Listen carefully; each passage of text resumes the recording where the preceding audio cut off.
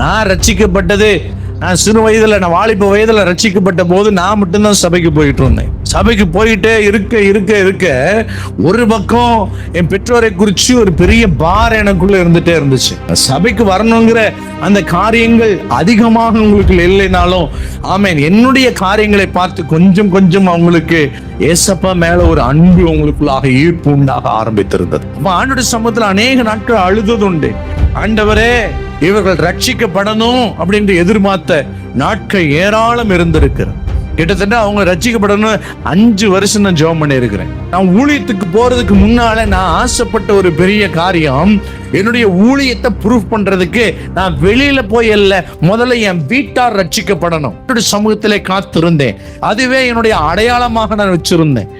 அப்போ அவங்க கிட்ட நான் ஒன்னும் பேசல. அதுக்கப்புறம் போய் நீ இயேசு கிட்ட மானலாம் சொல்லல. ஆனால் ஆண்டவரே சில காரியங்களை உருவாக்கி அவங்கள எந்திரிச்சு சொன்னாங்க, இனிமேல் நீ வீட்டுல எல்லாம் இருக்க வேண்டாம், நீயே கிளம்பி ஊழியத்துக்கு கிளம்பிருன்னு சொன்னாங்க. கர்த்தருடைய அபிஷேகம் செய்கிற மாற்றம் பெரியது.